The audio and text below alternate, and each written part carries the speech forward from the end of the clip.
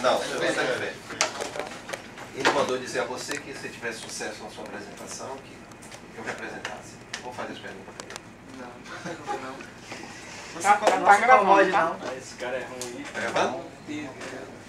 Bem, pessoal, continuando aqui com o nosso Evolua Lendo, hoje a apresentação aqui do Felipe Diebe será de Liderança para Tempos de Incerteza, a descoberta de um novo caminho, de Margaret Whitley. Ok? Então, sem mais delongas, por favor, palavra com você, Diebe. Obrigado. Bom dia a todos. Bom dia. Dando continuidade ao nosso programa criado pelo nosso diretor Evolua Lendo, hoje eu estou como facilitador e eu vou falar um pouco sobre o livro Liderança para Tempos de Incerteza. Esse livro foi publicado em 2007 pela autora Margaret Whitley. Essa autora ela é responsável por publicar várias ideias que traz orientação prática dentro desse pensamento de projetar um novo caminho para a sociedade. Esse livro nada mais é que descobrir a cada dia como liderar, como ser um novo líder, como se reinventar a cada dia. Há um caminho mais simples para organizar a atividade humana. Um caminho mais simples que, porém, já é muito conhecido. Eu trouxe uma frase aqui da Madre Teresa, que ela diz que a maior pobreza que viu foi no Ocidente porque sofremos de pobreza espiritual. Ou seja, a visão que temos hoje da sociedade não é exatamente o que tínhamos antes, né? As pessoas elas são vistas de forma que deixam de lado até os seus princípios para poder passar por cima de outras pessoas e se tornar cada vez mais poderoso dentro das organizações. E nós estamos vivendo numa era de muitas confusões até. E teve aqui uma frase muito importante que eu achei super interessante, que diz assim: é importante sempre recuarmos um pouco para enxergarmos o quadro todo da situação. O que ela quis dizer quando ela colocou essa frase no livro? Ela quis passar pra gente que às vezes a gente se depara numa situação, por exemplo, numa reunião, estamos todos ali e de repente começa a criar um caos. Então, se você conseguir recuar daquela situação, sair um pouco dentro daquele momento e conseguir ver a distância, exatamente o que está acontecendo, por que está acontecendo, de fato você vai conseguir obter novas possibilidades de resolver aquilo, saindo um pouco, né, se distanciando um pouco do caos, daquela situação que está causando um certo desconforto. E de fato, quando você faz isso, você começa a enxergar as coisas com outros olhares, você pode adquirir experiências para que das próximas vezes você consiga resolver aquilo de forma mais inteligente, né? Porque você viu que quando a gente está dentro de uma situação dessa, a gente está estressado, está desorientado, até acaba fazendo coisas que não era para ter feito. E isso nos leva a ter cada vez mais certeza que Einstein estava correto quando ele dizia que nenhum problema pode ser resolvido no mesmo nível do pensamento que o criou. Ou seja, um problema ele surge hoje. E se eu não abrir a minha mente para possibilidades que é possível de resolver aquele problema, de forma com que eu enxergue, além de hoje, eu posso enxergar também o futuro.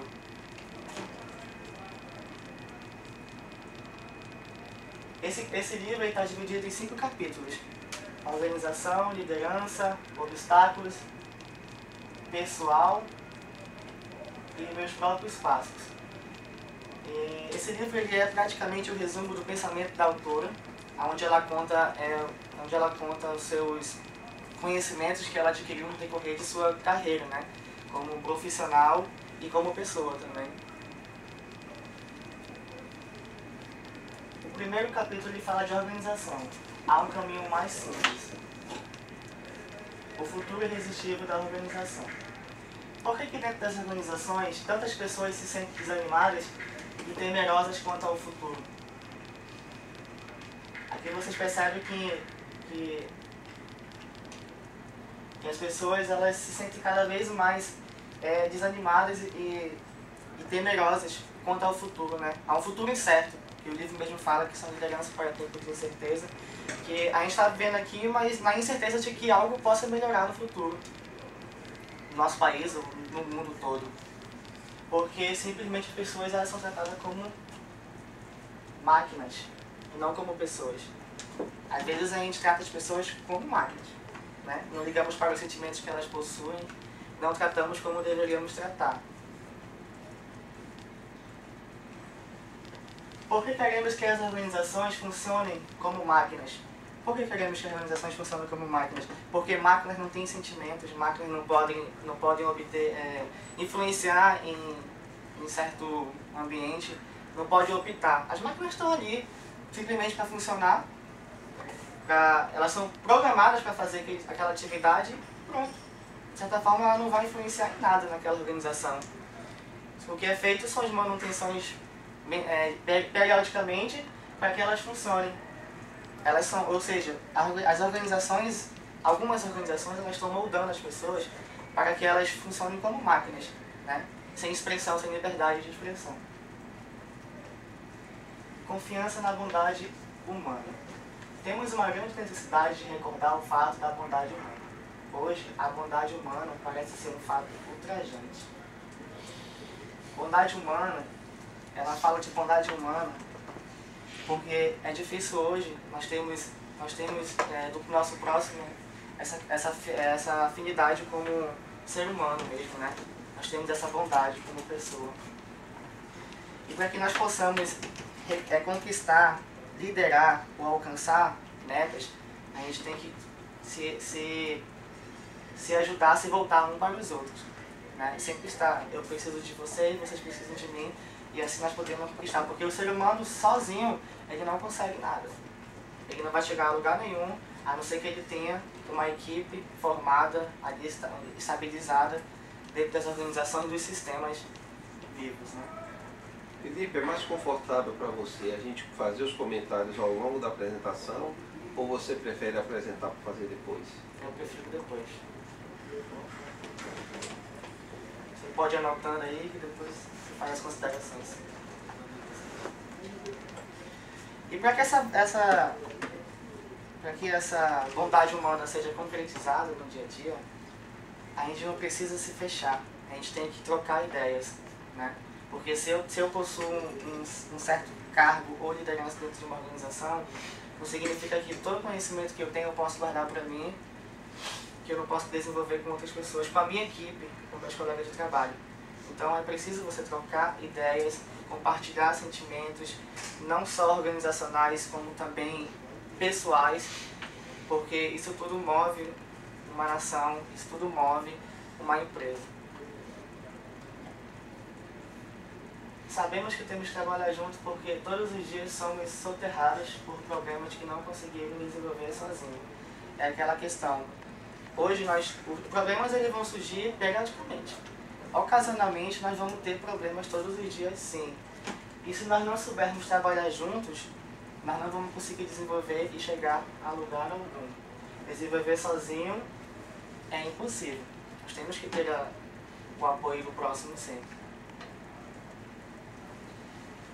E aí nós chegaremos à bondade humana. Aqui eu coloquei essa figura porque eu achei muito interessante, né? Um senhor dando um calçado aqui para um estranho.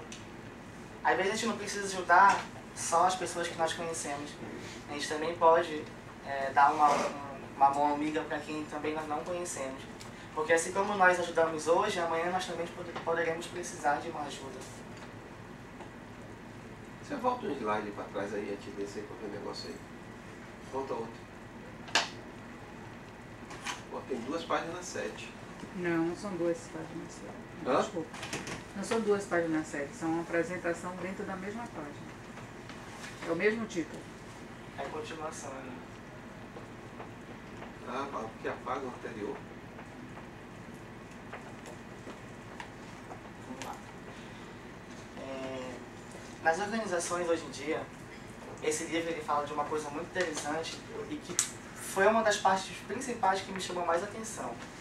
Essa frase foi tirada de lá. Muitos pioneiros criaram processos e organizações que confiam na capacidade humana e sabe como evocar o que há de melhor em nós. Quando ela fala disso aqui, nesse momento do livro, ela mostra que as organizações estão criando possibilidades para que possam desenvolver os seus profissionais de uma forma mais intelectual.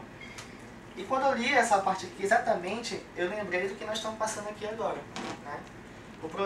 Esse projeto que o seu Paulo criou, Evolua Lendo, e trouxe o seu conhecimento que ele adquiriu lá fora, externamente, e trouxe para dentro da empresa, é exatamente o que ele fala aqui. Como evocar o que há de melhor em nós.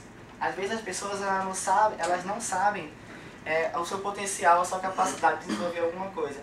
Mas quando os nossos líderes procuram seus liderados para fazer com que isso seja, para que isso aconteça, de forma ele vai acontecer. Às vezes com excelência ou não, mas e cada vez mais vai se desenvolvendo.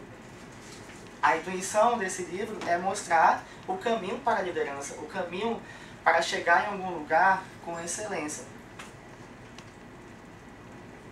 Aí eu coloquei o Evolua Lendo em uma figura aí que possa ilustrar, né? Acho que hoje eu estou por aqui assim, mas o meu objetivo não é permanecer aqui, né? Se eu continuar sozinho, se eu continuar sem procurar as possibilidades para que eu possa desenvolver, eu nunca vou chegar aqui, né? Mas aqui sozinho também eu não chego. Eu só vou chegar, galgar por esse caminho até chegar aqui, se eu tiver apoio. Apoio dos meus líderes, gestores.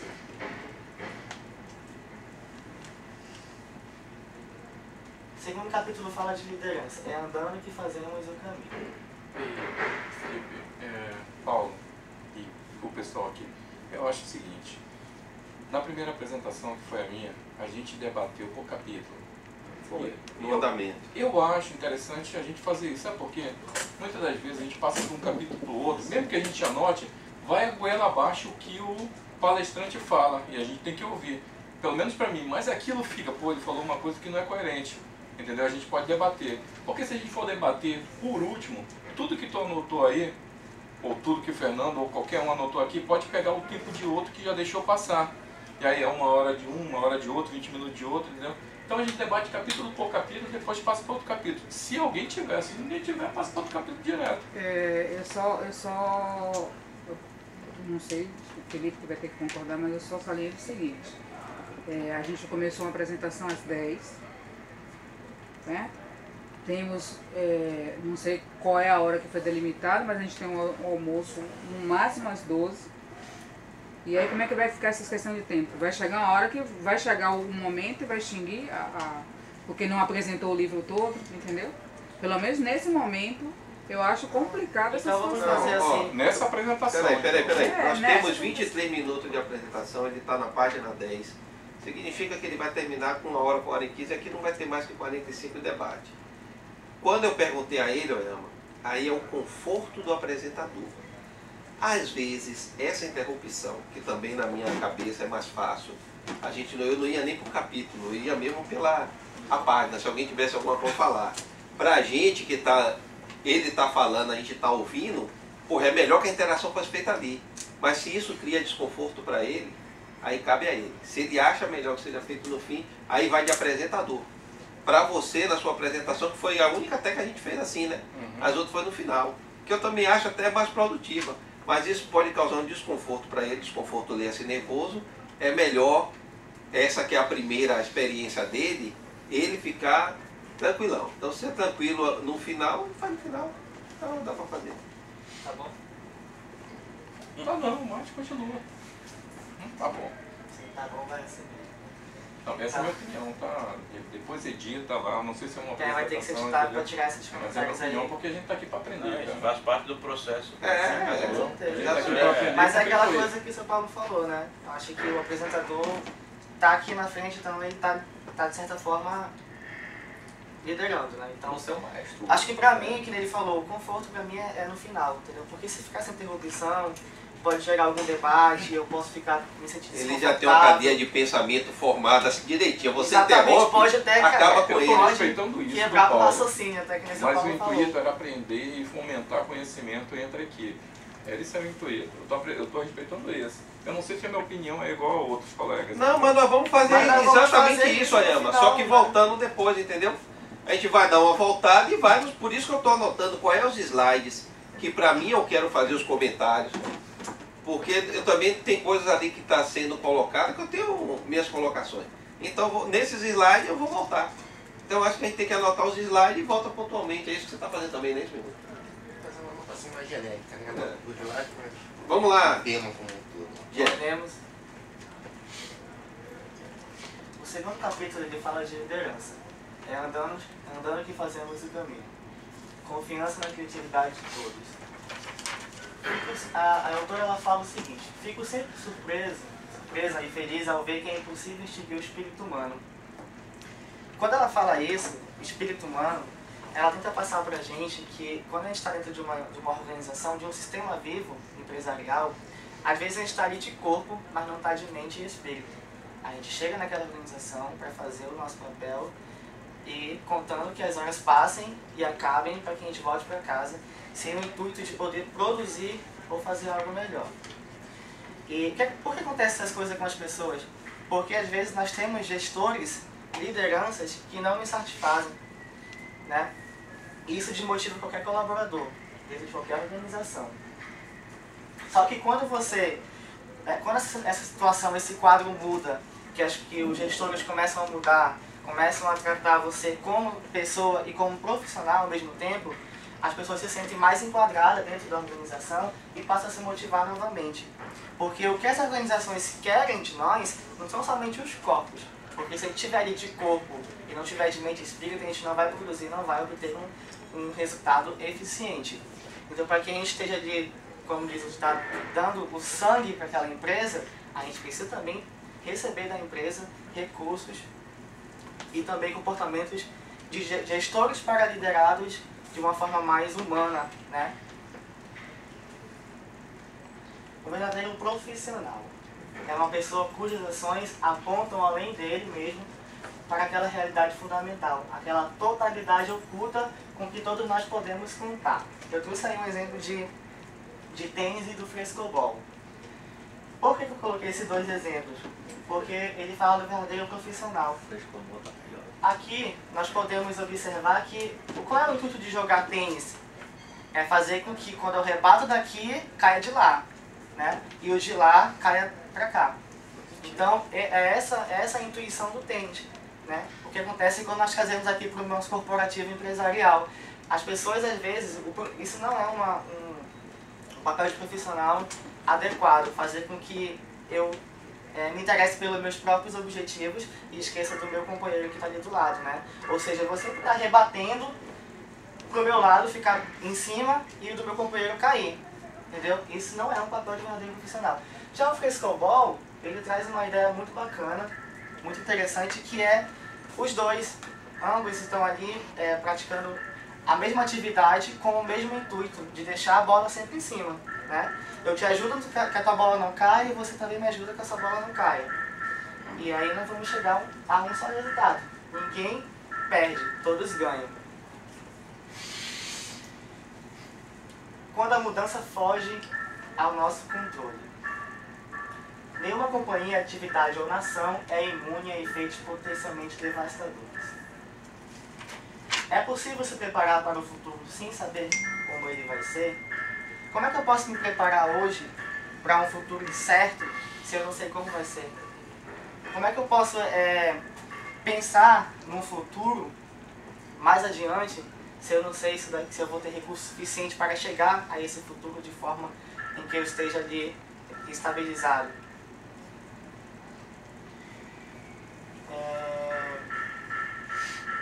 Tem um exemplo muito bacana, muito interessante que o livro traz nesse futuro incerto, que é a história de uma comunidade que aconteceu naquela atentado de 11 de setembro, que foi contra as Torres Gêmeas, que o governo ele preparou aquela comunidade para estar preparado para qualquer tipo de terror, né? Isso quer dizer qualquer tipo de terror não, para terrores mais simples até. Porque ninguém imaginava que na altura daquele momento ia acontecer aquele atentado contra as Torres Gêmeas. Então o governo começou a fazer com que a comunidade estivesse preparado para que isso acontecesse, todos pudessem dar um devido socorro.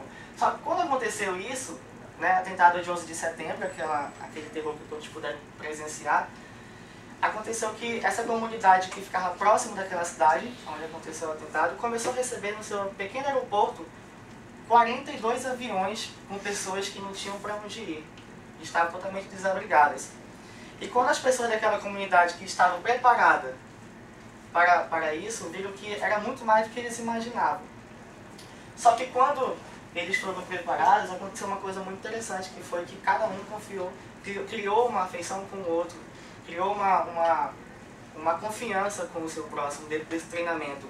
E quando eles se depararam com isso, eles pensaram o seguinte: bom, não era o que a gente estava planejando, porém nós podemos lidar com isso. Porque se nós somos fiéis no pouco, nós também seremos fiéis no muito. Então, eles conseguiram mudar esse quadro, né, de terror, e conseguiram abrigar e formar amizade com as pessoas que foram ali acolhidas por eles por muitos e muitos anos. O livro fala muito sobre isso e é uma das partes super interessantes.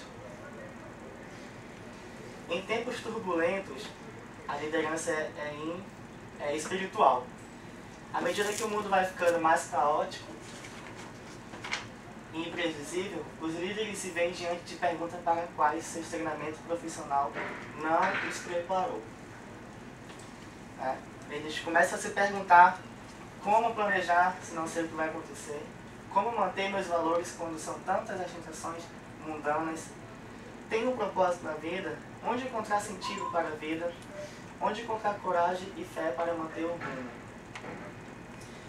Então, em tempos turbulentos, quando as organizações começam a criar aquele certo caos dentro dos sistemas empresariais, os líderes começam a se deparar com situações que eles não estavam preparados.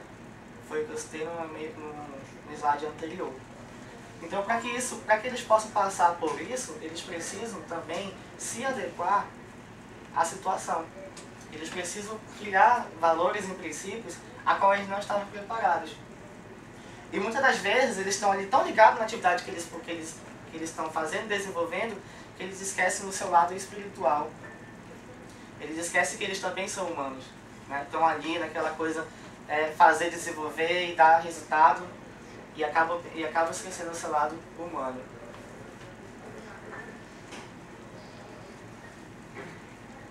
E aí ele fala, cuidando da saúde espiritual.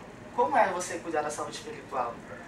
É começar o dia em paz, né? Quando você está vindo de casa para o trabalho, você começa a pensar que você tem diversas opções para chegar no seu trabalho em paz, né? Como? Ouvindo uma boa música dentro do carro quando você está dirigindo, ou então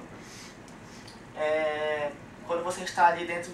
um exemplo que o livro também fala, que eu achei interessante, é que quando você está dentro da organização, dentro de um caos, uma discussão, já fora de si, você pode fazer olhar pela janela, procurar uma imagem que seja da natureza, que está ali no seu estado natural.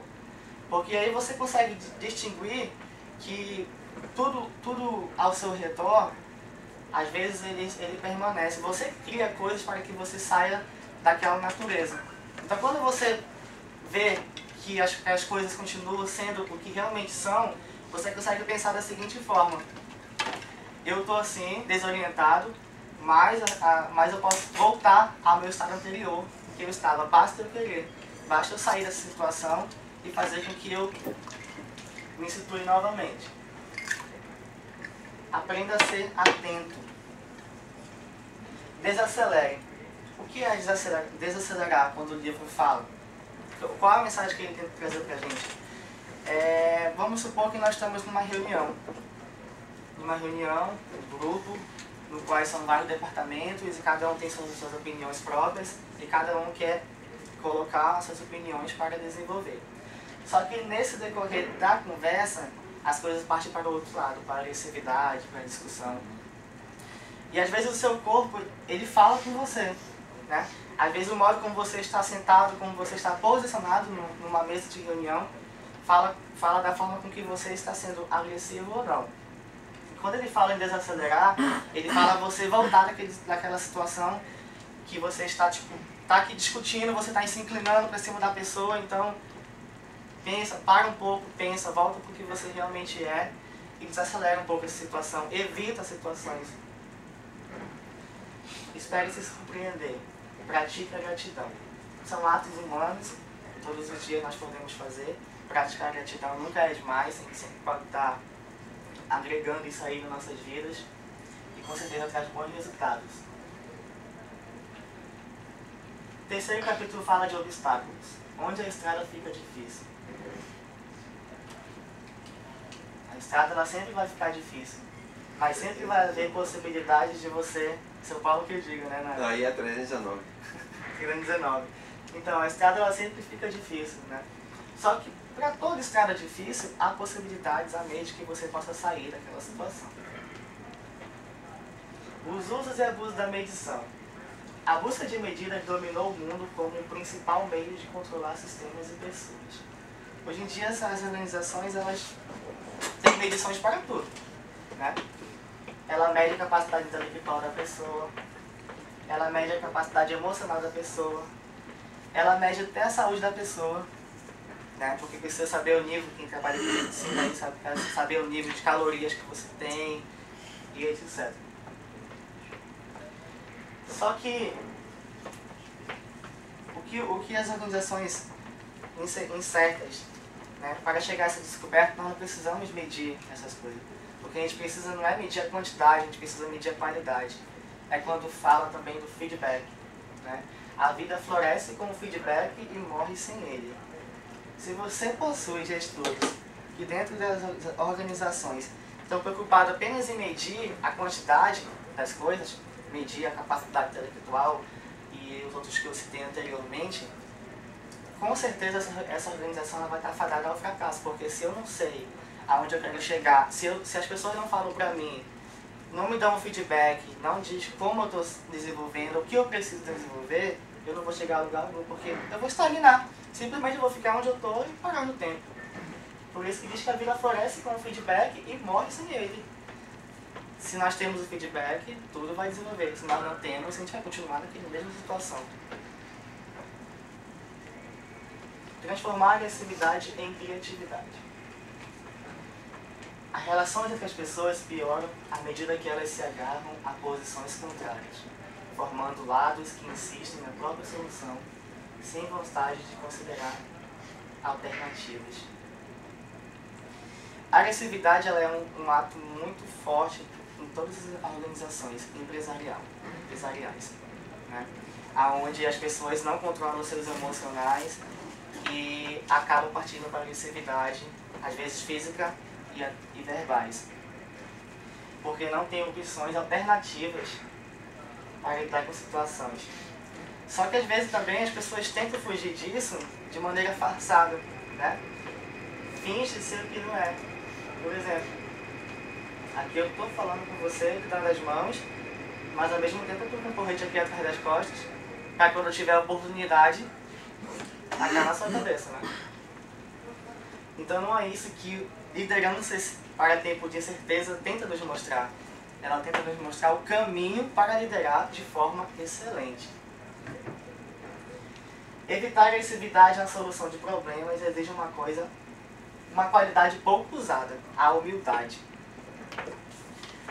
Uma vez que humildade é um ato de coragem que você passa a ter quando você descobre que não tem capacidade para resolver alguma coisa e você se desloca do seu departamento de trabalho e vai até outro departamento se for preciso para pedir ajuda e dizer: ô fulano, me ajuda com isso porque eu não sei como resolver e não sei como desenvolver.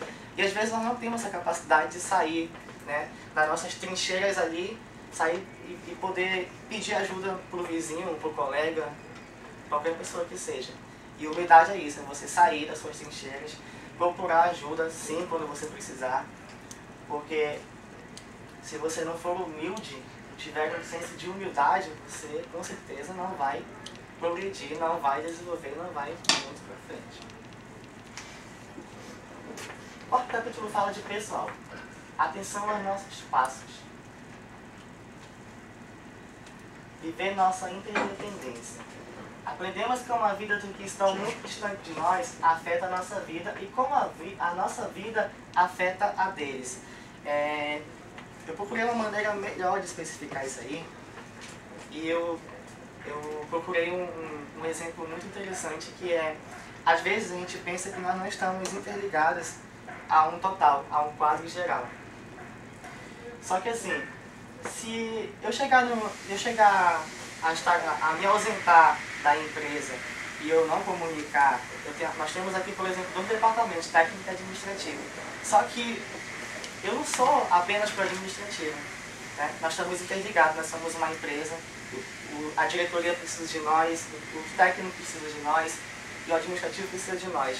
Então, se eu falto e comunico apenas o meu superior imediato, eu não vou estar apenas causando um transtorno apenas para ele, né? As pessoas que precisam de mim naquela situação vão sentir a minha ausência. Com certeza eu vou causar um transtorno como um todo, e não como individual. Por isso que diz que a nossa vida também afeta a deles.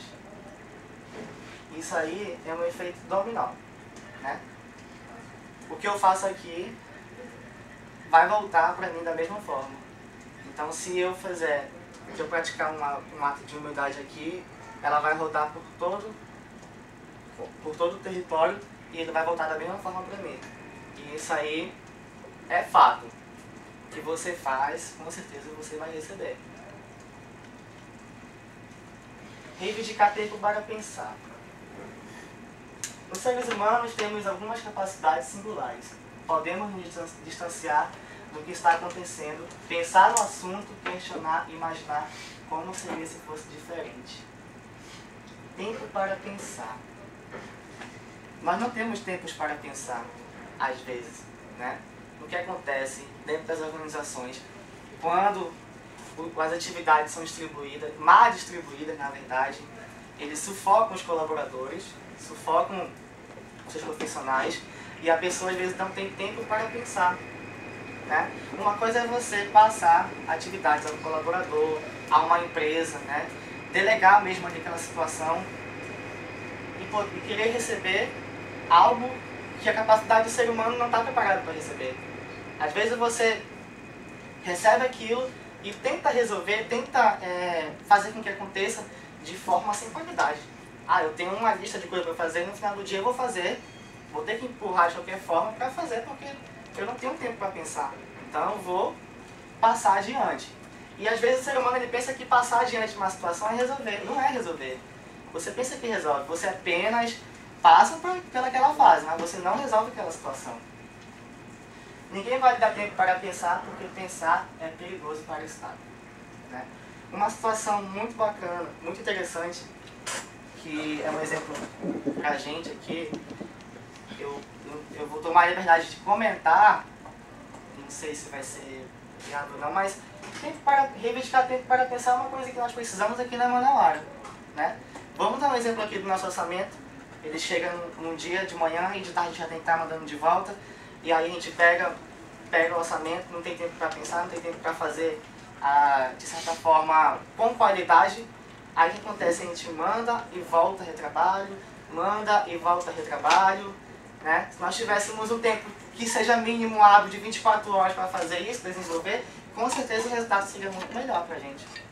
A gente não precisaria estar refazendo tantas vezes e nem recebendo pressões de todos os lados, não porque as pessoas querem fazer isso. Diretores, colaboradores, é uma interligação, então todos ali estão interligados, todos ali vão com certeza um cobrar o outro, dependendo do seu departamento, porque a gente precisa resolver, a gente precisa enviar um resultado, né? E acaba enviando de qualquer forma, porque a gente não tem tempo suficiente para desenvolver com qualidade. Ninguém vai dar tempo para pensar, porque pensar é perigoso para o status quo. Então, o que ele quis dizer com isso aí? É que às vezes pensar, ele soa de uma forma perigosa, de ameaça, né? Por exemplo, dentro de uma organização, tem pessoas que já se beneficiam com aquela situação que a empresa se encontra, né? A empresa está ali, bacana, a olhar e ao ver de algumas pessoas apenas. Só que para outros não estava. Então, quando a gente quer tomar a livre expressão de poder... pensei numa coisa que eu posso expor, a pessoa que está ali se beneficiando daquilo não vai deixar, porque isso vai tornar perigoso, né? De certa forma, vai se sentir ameaçado, porque, pô, quem pensa em mudar alguma coisa, né? Pensa em tirar de uma situação e jogar para outra melhor ainda. E às vezes tem pessoas que não conseguem pensar e outras que sim. E essas que conseguem pensar, às vezes passam, de certa forma, uma ameaça para aquelas que não conseguiram já há muito tempo desenvolver uma atividade que poderia ter mudado há muito tempo. Nossos líderes poderiam, simplesmente, numa situação dessa, dar a oportunidade de pensar. Porque, assim, da forma com que você dá a oportunidade, o líder dá a oportunidade para os seus liderados pensarem, vai ser uma forma de contrapartidas, né? Se eu te dou a oportunidade para me dizer o que você está pensando e a gente consegue resolver uma situação num tempo melhor, com certeza a gente vai passar por essa fase juntos, né? Pode ver que eu coloquei aqui, ó, que se eu dou a oportunidade para cá, ambos vão se beneficiar da situação, né? E o que vai acontecer? Hoje, eu como líder, estou totalmente atarefado, totalmente sobrecarregado de atividades. Então, se eu consigo fazer com que a minha equipe pense junto comigo, eu posso liberar um espaço aqui, para que eu possa pensar em coisas, em atividades que não estavam ali no nosso dia a dia, né? No momento que eu começo a desenvolver as coisas, que as coisas começam a fluir, com certeza isso vai ser beneficiário, não somente para mim como líder, mas também para meus liderados que vão adquirir conhecimento, né, e experiência profissional.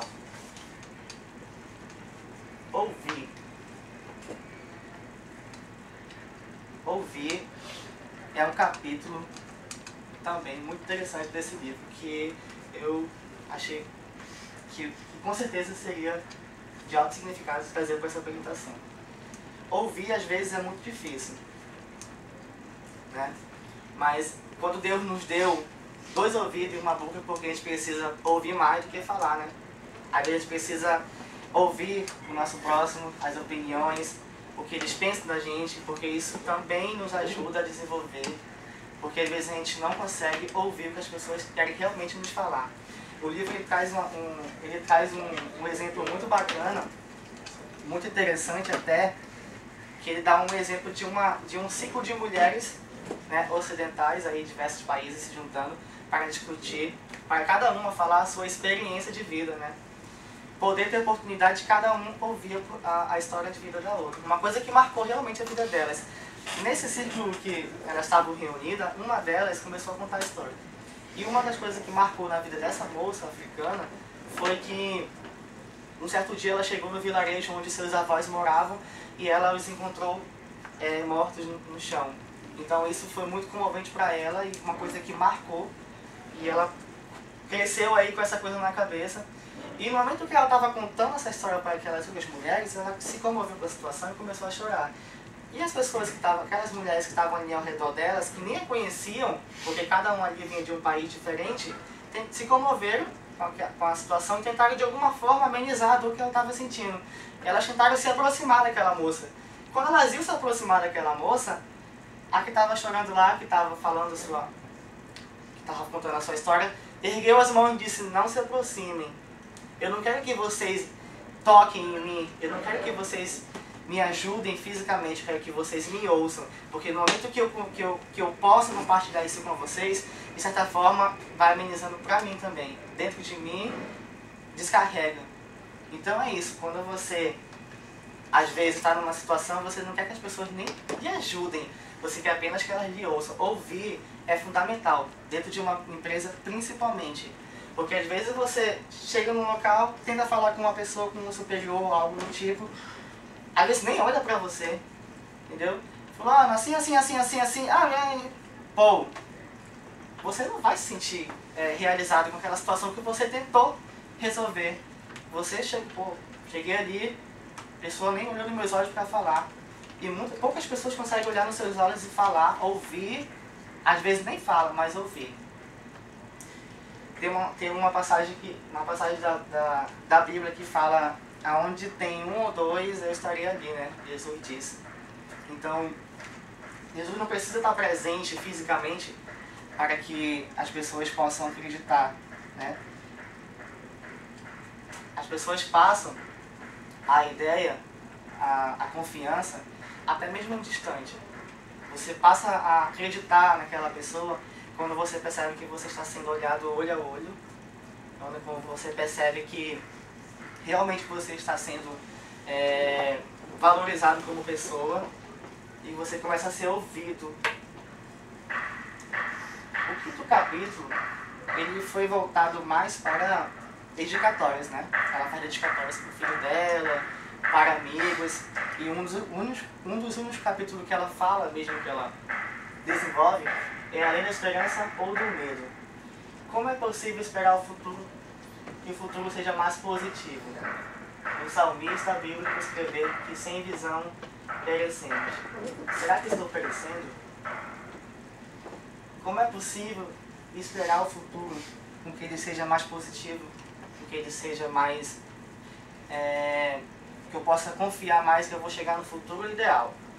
Se a realidade que a sociedade nos mostra é o medo, é fome, é miséria, é guerra, é um voltando contra os outros, é pai matando filho, filho matando pai. Como é que eu posso acreditar no futuro se hoje o nosso presente está dessa forma? Só que aí diz que além da esperança ou do medo. Eu posso até não acreditar no futuro que ele vai ser melhor um dia, mas eu não tenho opção. Eu preciso acreditar sempre, ter esperança sempre de que o futuro vai ser melhor sim. Uma vez, eu perguntei pra minha mãe bem assim, mãe, qual foi o seu melhor Natal? Ela falou pra mim, o que ainda vai vir. Então ela nunca estava satisfeita com o Natal, porque ela achava que sempre o Natal que vinha seria melhor do que o de hoje. Porque ela, além do medo, além de saber que as coisas estão do jeito que estão, violência, estupro, ela acredita no futuro melhor. Ela acredita que amanhã vai ser melhor do que hoje, com certeza, e que de fato a gente precisa acreditar, passar por cima do medo, da desesperança e acreditar na esperança. Acreditar que amanhã sim haverá um futuro melhor. As pessoas têm medo das mudanças. Eu tenho medo que as coisas mudam, que as coisas nunca mudem. Isso aí quem falou foi Chico Buarque. E ele tem razão. Porque o medo que a gente tem que ter não é de enfrentar as mudanças. Porque mudanças estão aí para isso. Para você sair de um estado e passar para outro, mesmo que cause desconforto. Mudança sempre causa desconforto. Mas nós temos que enfrentar sempre as mudanças, sempre passar por cima delas da melhor forma possível. Eu tenho medo que as coisas não mudem. É isso aí que a gente tem que ter medo. Que as coisas definitivamente fiquem estagnadas ali e não mudem. Nem para pior e nem para melhor. Nada pode, tem aquele ditado que fala, né, que nada pode ficar pior do que já esteja. Né? Mas aí a mudança é essencial. Né? É bacana que as coisas mudem sim. O que eu quero hoje pra mim, amanhã pra mim não é o que eu tô vivendo hoje. Né? A cada dia eu quero mais, então eu quero mudança, eu quero mudar a minha situação, eu quero mudar a minha vida, eu quero mudar tanto como eu, profissional, como pessoal, e também as pessoas que estão comigo, caminhando no dia a dia. Não, volte. Tem que teclar. Tem que teclar, né? Volte um. Tecla aí, Paulo. Calma aí. Você não é... Ah, tá. Ainda Desculpa, não. desculpa. Como o livro fala de liderança para tempo de incerteza, eu procurei trazer aí um filme que acho que todos vocês já assistiram, que eu não tinha assistido e que foi muito bacana, foi muito interessante ter assistido, que é a Formiguinha Z. Acho que vocês já assistiram e sabem que esse livro fala de uma formiguinha ali que desacreditava no seu potencial, mas que ainda assim, além da esperança, além do medo que ela possuía naquele momento, ela teve esperança em sair do estado que ela se encontrava, né? Quis mudar, foi atrás dos seus objetivos, persistiu e acabou sendo reconhecido por todo aquele formigueiro como um líder. Ele foi descoberto como líder que ele nem imaginava que ele podia. Ele era um operário e de operário ele passou a ser líder. né? Isso significa o quê? Que hoje nós estamos como operário, mas amanhã a gente pode mudar a situação. Depende de cada um de nós. Ninguém vai jogar lá para um departamento para me ser algo melhor se eu não fizer por onde. Se eu não procurar mudar, se eu não procurar meus objetivos. E esse filme fala exatamente isso. Pode apertar play, por favor, Samuel? Não é enter, filho. É o clique dentro da imagem. Não, o clique dentro da imagem. Que imagem? Peraí, esse Ou preto aí. preto. Ah, é essa imagem? Ah,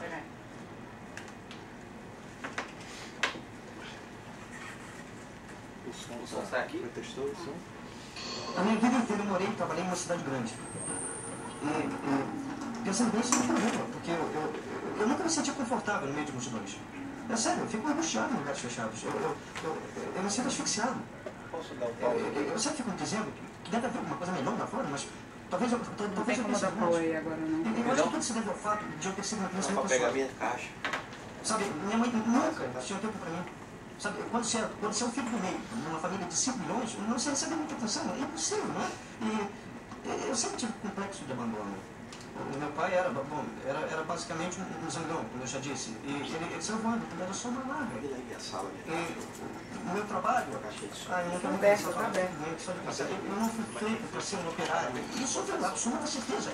Eu não sinto fisicamente inadequado, eu me evito. Placa de som tá mais caro, né? Não, não, é a caixa aí, tapete. Não é assim. Não, que a caixa no é dia do boa. filme passou A normal. placa de som dela. Pô, tô com... É Tem a ela caixa, não? né? É a placa de som, a caixa tá boa. Que placa de som no computador? O computador. Tem No dia que eu apresentei, Tá melhor mesmo. tava. Hoje Não é a caixa. tá... Vamos botar ali a caixinha amplificada do PG.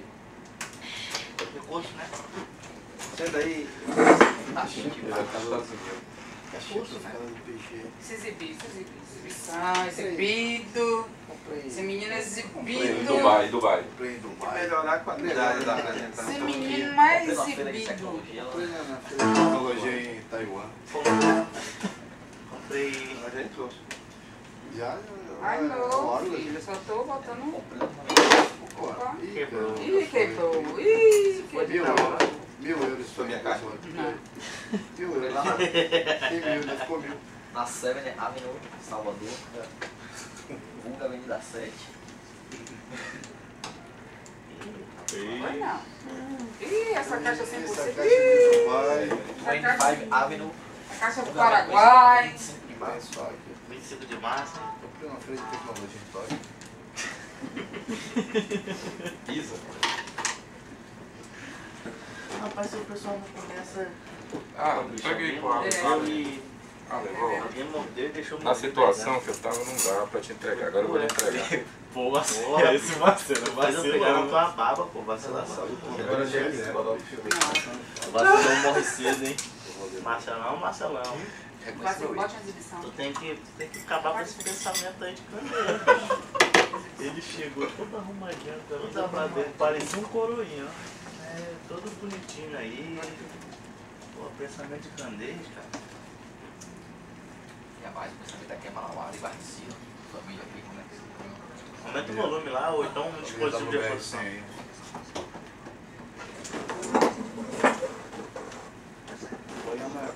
Troca o dispositivo de reprodução, Paulo. Falta humildade. Conheceu a festa. Hoje não, pra ele dar humildade. Pra quem? Só pra preto, melhor que o O Paduá. Oyama, realmente o Oyama, ele é uma pessoa muito cheia de si e Rapaz, a avaliação eu não fechei não, hein? muito... Isso é importante para um líder porque ele passa segurança, entendeu? Aquela na caixa. Pô, Leão, olha aí, cara. Se adaptar em mudanças rapidamente. Esse se adapta à mudança. Meu pai era basicamente um zangão, como eu já disse, e ele saiu voando, quando era só uma larva. E no meu trabalho, eu não quero nem começar a falar, eu fico doente só de pensar, eu não fui feito para ser um operário, isso eu tenho absoluta certeza. Eu não sinto fisicamente inadequado, minha vida inteira eu nunca fui capaz de levantar mais do que 10 vezes o meu próprio peso. E pensando bem, carregando tudo, não é bem a minha ideia de uma carreira promissora.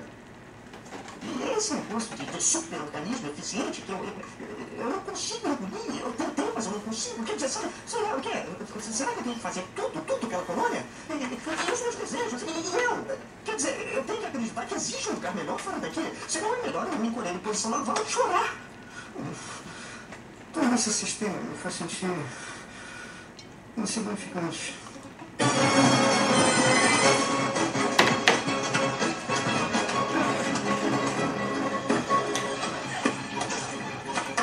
Eu tenho que ser positivo. Eu serei otimista mesmo que seja totalmente insignificante. Eu sou insignificante, mas otimista. Ah, desculpe, Zé. Eu não vi você. Ótimo, Serra. Já está funcionando. Eu sou tão insignificante que eu sou invisível. Agora está entendendo. Afinal, você não tem importância. Mas nós sim, a equipe. O que importa é isso. Operários são fracos, sem disciplina, sem compromissos. General, sei que tivemos uma falha, ou duas, mas agora todos estão trabalhando muito. Você não tem culpa. Nasceu assim. Mas apesar de suas limitações, vai acabar este túnel no prazo. Aconteça o que acontecer. De agora em diante, quem se atrasar terá que se explicar com o Coronel Cutter. E pode ter certeza, ele não é tão compreensivo quanto eu. Dispensado. Mais 4 dias, Capitão. 4 dias. E podemos dar adeus a essa gentil incompetência. Sim, senhor. Um novo começo. Imagine. Uma colônia forte, senhor. Uma colônia que nos orgulharemos. Mas ainda não chegamos lá. Caldeirão, nos avisaram que um exército de cupins está prestes a nos atacar. Nos atacar? Teremos que mandar tropas ao território inimigo e atacar a colônia deles. Atacar uma colônia de cupins? Senhor, é suicídio. Exatamente. Está com a lista que lhe pedi? Sim, general. Estas são as unidades fiéis à rainha. Então mandaremos esses. Que pena. São ótimos oficiais. Não precisamos da aprovação da rainha para declarar guerra. Será a nossa próxima ação, Cutter. General, estamos em paz com essa colônia há anos. Por que nos atacariam? Querem nossa terra. Estão loucos para ter mais território. Talvez achem que amolecemos, ficamos fracos. Por que não mandamos um embaixador? Negociamos novo acordo. Não creio que seja necessário mandar soldados. Acredite, cada formiga desta colônia é importante para mim. Por isso temos que atacar agora. Contamos com o fator surpresa. Se as tropas dos cupins entrarem em nossa colônia... Sim, general. Sei bem o que elas podem fazer. Está bem. É uma decisão sábia. Na verdade, com isso garantiu um futuro na colônia. 6h15, hora da dança. Vamos mexer no esqueleto, Zé. Não, muito obrigado. Eu vou deixar o meu esqueleto paradinho aqui, tá?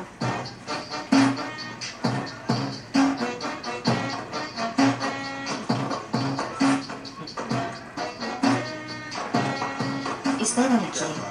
Eu vou convidar um desses operários para dançar comigo. Que bando de imprestáveis. Zumbis sem cérebro capitulando perante a opressão do sistema. Oi? Quer dançar? Certamente. Siga-me. Engraçado, como é que eu nunca vi você por aqui? Eu não saio muito. Eu trabalho no palácio. No palácio, é? Eu aposto que os nobres vivem bem. Mas tá um pouco, você sabe, né? Casamento entre parentes. O quê?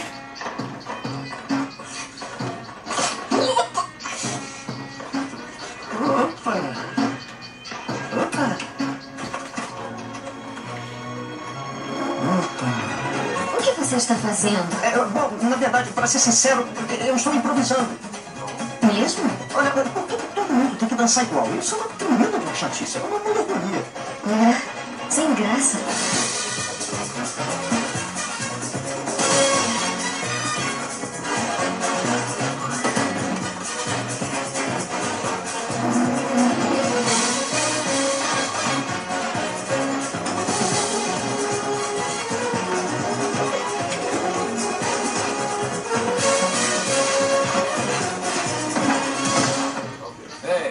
Olha onde vê esse operário. Olha você, cara, ou vai se meter em encrenca. Tá tudo bem. Dessa vez eu vou deixar passar. Você é maluca? Esse cara é minúsculo. Não vai se defender, não, né? Ei, cara, volta pro seu lugar. E se ele não quiser ir? E se eu não gostar do meu lugar? Do que ele está falando? Eu encrenquei. Se segura, engraçadinho. exceto todos os operários preguiçosos. Devia tomar cuidado com a sua atitude agressiva, amigo. Eu sou um operário.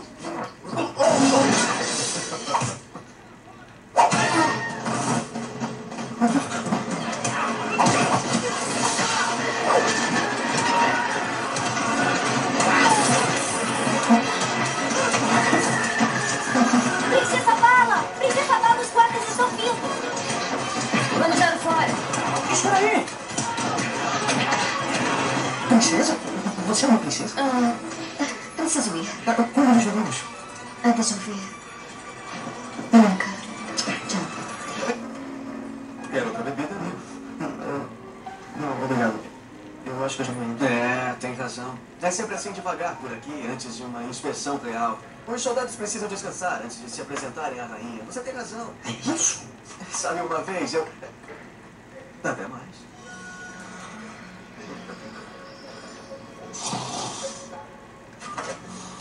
Weaver! Weaver! O quê? Eu tive uma grande ideia. Tem que trocar de lugar comigo. Deixa uma inspeção no seu lugar.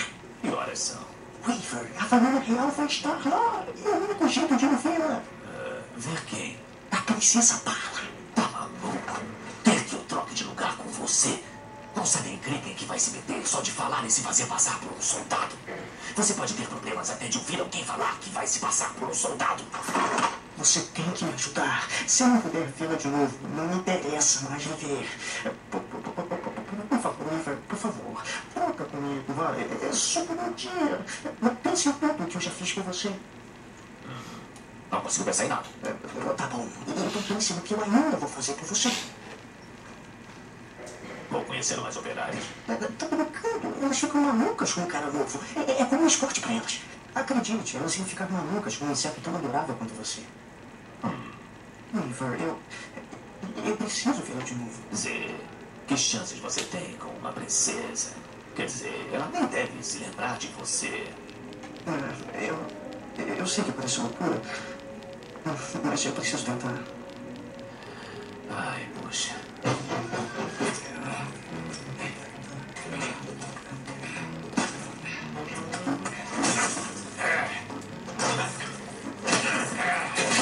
Isso aí! Olha o portão arrebentando! Adorei. Ei! Vai com calma, portão. Assim vai pegar mal pra gente. O que houve com você? Ele está de folga, eu estou preenchendo o lugar. Se preencher demais, vai acabar explodindo.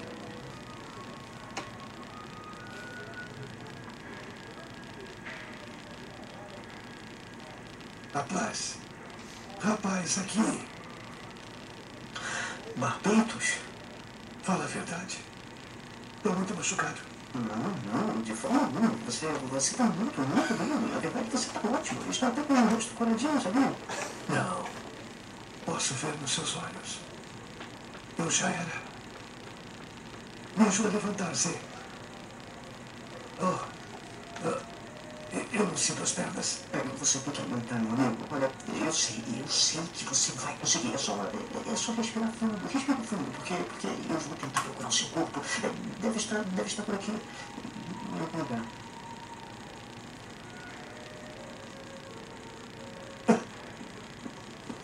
Meus parabéns, soldado. Você é um pouco baixinho para ser um herói de guerra. Herói de guerra? Senhor, eu acho que eu não sou bem um herói de guerra. Ótimo. Não gosto de heróis. Mas o senhor não está entendendo. Nossas boas-vindas às tropas. 1-0, vencemos. Eu não fiz nada. Quer dizer, foi uma coisa horrível. Foi um massacre. Um massacre massacrante. Muito bom, soldado. Só assim.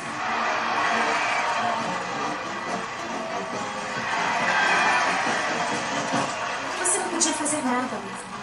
Você não sabia que eles iam pra guerra. Eu me sinto horrível. Pobre Zé. Não deveria ter deixado ele ir. Espera aí. Aquele lá não é um soldado, é um ser. Zé, o carinha conseguiu. Vamos, soldado.